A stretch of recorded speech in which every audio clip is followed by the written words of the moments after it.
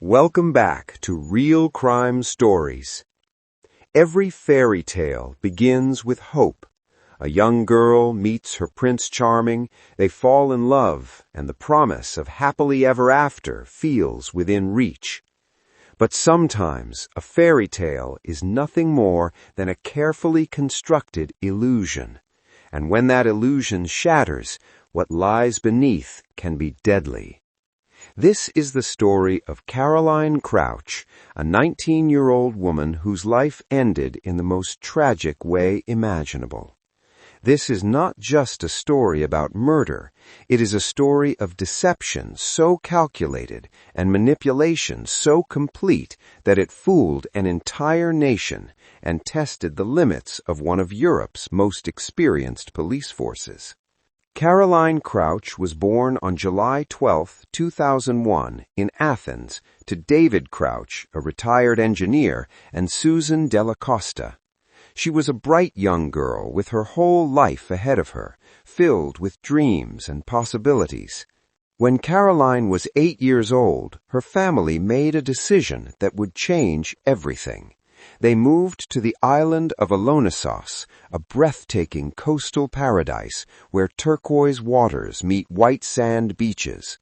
Drawn by its natural beauty, her parents hoped to give their daughter an idyllic childhood.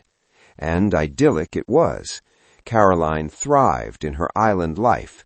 She became an avid swimmer and scuba diver, spending countless hours exploring the sea that surrounded her home. She was happy, carefree, and deeply loved. But on Good Friday in 2017, everything changed. At just 15 years old and still in high school, Caroline met a man who would forever alter the course of her life. His name was Haralambos Anagnostopoulos, known to everyone as Bobis. Bobis was 27 years old, 12 years her senior. He was a commercial helicopter pilot, financially secure, confident, and charismatic. On the surface, he appeared to be the perfect catch, and he knew exactly how to make an impression. One day, as Caroline sat in her classroom, a helicopter suddenly hovered overhead. The pilot waved down at her. It was dramatic, romantic, straight out of a movie. But this was not a movie. This was Caroline's reality. What she couldn't have known at 15 was that this wasn't romance at all. It was the beginning of a carefully orchestrated trap. Bobbies showered Caroline with attention, making her feel special, mature, and chosen. To a teenage girl, the attention of an older, successful man felt thrilling and validating. She believed she had found her prince. A year and a half into the relationship, Bobbies proposed. Caroline was still underage, but she would turn 18 just 3 days later. On July 15, 2019, barely weeks after her birthday, the two were married. There was no traditional Greek wedding, no celebration with family, no friends in attendance. Instead, they eloped to Portugal. At the time, it may have felt spontaneous and romantic. In hindsight, it marked the first step in isolating Caroline from everyone she loved. After the wedding, the couple settled in Glika Nera, a quiet suburb outside Athens. To the outside world, they appeared blissfully happy. Their social media told a story of love, laughter, and adventure. But social media rarely reveals the truth. Behind closed doors, Caroline's private diary revealed a young woman deeply conflicted and increasingly unhappy. She wrote about escalating fights, emotional turmoil, and plans to leave Bobbies and stay with her sister. But there was one devastating complication. Caroline was pregnant. In July 2020, she gave birth to their daughter, becoming a mother at just 19 years old. That same month, when her baby was only 1 month old, Caroline wrote a heartbreaking entry in her diary. "Today, my little one is a month old. It's also the day I told Bobbies I want to leave. I feel awful." In another entry, she revealed the painful reason she stayed. "I stayed with him so my daughter would not grow up without both of her parents." Caroline was trapped, not only emotionally, but financially. Bobby's controlled the money. He was the sole provider, and even when Caroline's mother, Susan, sent money to help her daughter, Bobby's took it for himself. In her diary, Caroline wrote words that revealed just how deeply the manipulation had taken hold. "I love Bobby so much that I can't leave him, even though this relationship hurts me." This is the reality of coercive control. This is what manipulation looks like. A young woman isolated from her support system, financially dependent, caring for an infant, convinced that she loved the very person who was hurting her. By May 2021, the relationship had deteriorated even further. Phone records from the days leading up to Caroline's death show hostile, combative text messages exchanged between the couple, even while they were in the same house. They had reached a point where they could no longer communicate face to face. Caroline was planning to leave. She attempted to book a hotel room for herself and her daughter. She sent a message to a friend, threatening to walk away from the marriage. She was preparing her escape. But she would never get the chance. On May 11, 2021, just days after the couple had purchased land to build what they called their dream home, Caroline Krauss was killed. It was around 4:30 in the morning. The sun had not yet risen over the quiet suburb of Glica Nera.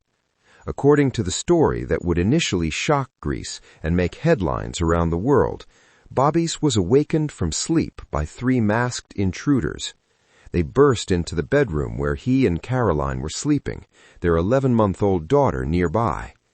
The men were armed with pistols. They overpowered Bobby's, tied him up, blindfolded him, and covered his mouth with duct tape. Then they turned their attention to Caroline.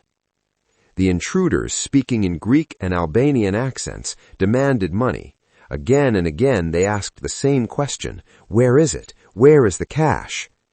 To understand what happened next, it's important to understand Greece in 2021.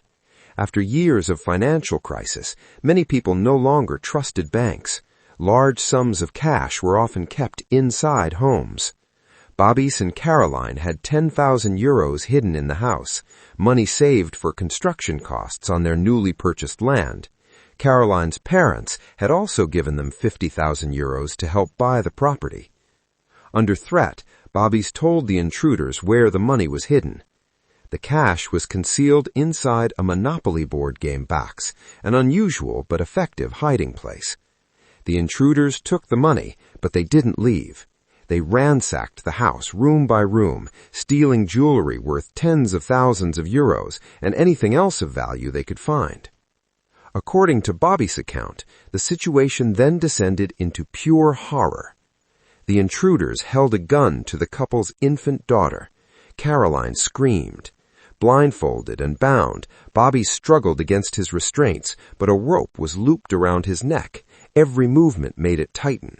He lost consciousness. He came to. He lost consciousness again.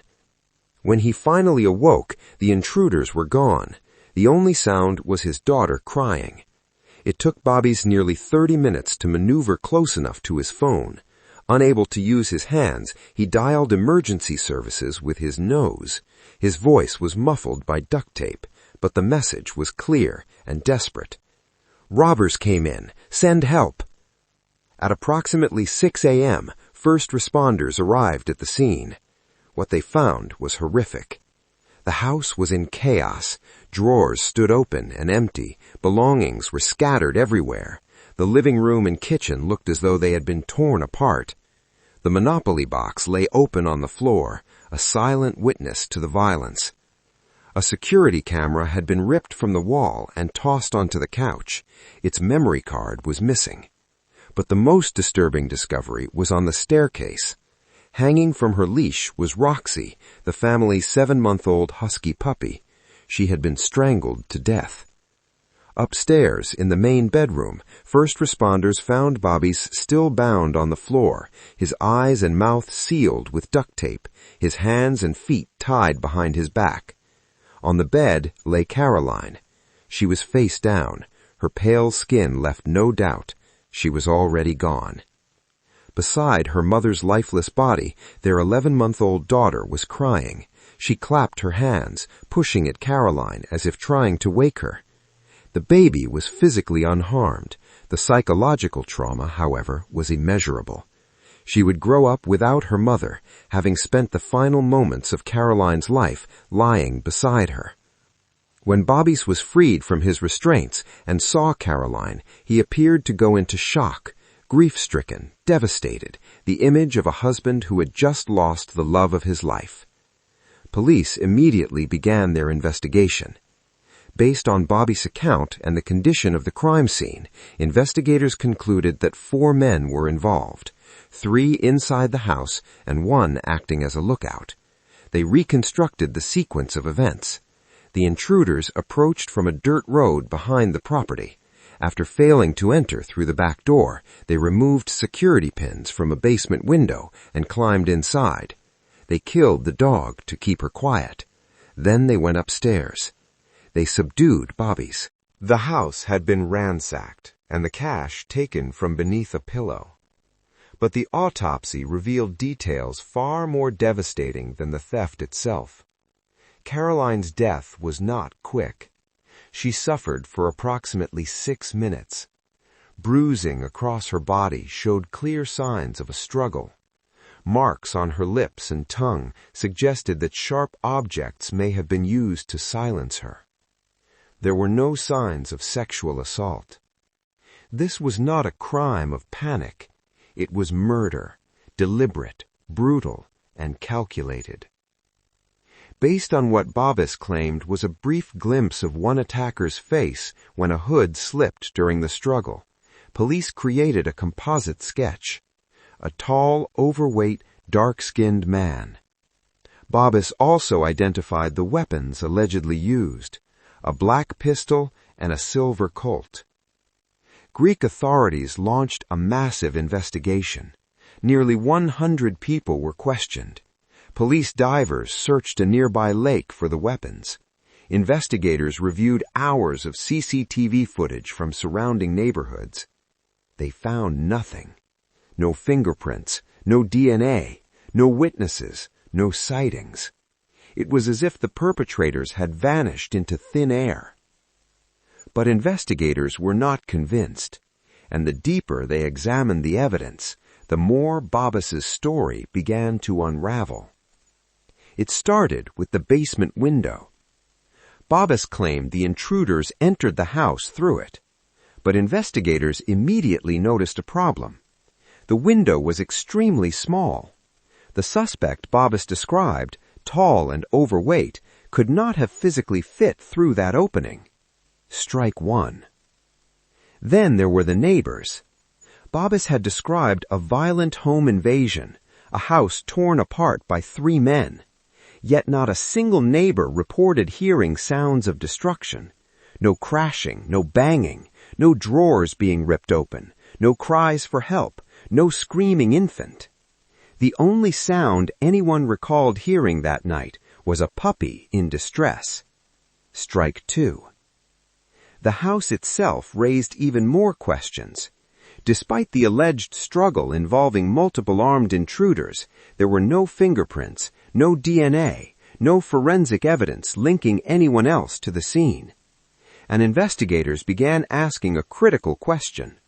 Why would armed intruders tie up the man, the physically stronger adult, but engage in a prolonged struggle with the woman? In a typical home invasion, the most immediate threat would be subdued first. Bobbis's account made no tactical sense. Strike 3. But the most damning evidence came from technology.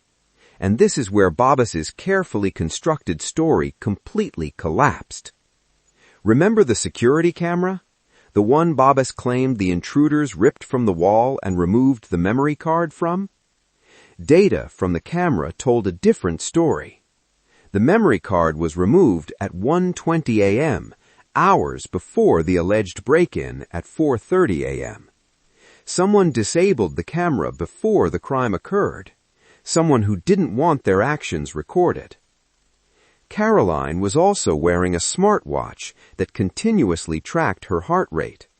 That data created a precise timeline. At 3:58 a.m., her heart rate showed she was asleep, calm, and at rest. At 4:05 a.m., her heart rate spiked by more than 50%, indicating extreme physical and emotional stress. She was awake. She was in distress. She was fighting for her life. At 4:11 a.m., her heart stopped. This was before the time Bobbis claimed the intruders even arrived. Then investigators examined Bobbis's own fitness data. The app on his phone tracked his movements, and during the exact window of time he claimed to be tied up and immobilized, the data showed he was active. He was moving. He was walking. He was not restrained. Police attempted to recreate Bobbis's claim that he had dialed emergency services with his nose while bound. Multiple officers tried. Not a single one succeeded. It was virtually impossible. The evidence was overwhelming. The contradictions were undeniable. The story Bobbis had told was a lie. And investigators had one more crucial piece of information. They had Caroline's diary. They had read her entries about wanting to leave. They knew about the text messages threatening to end the marriage. They knew about the hotel booking. On June 17, 2021, just over a month after Caroline's murder, police confronted Bobbis.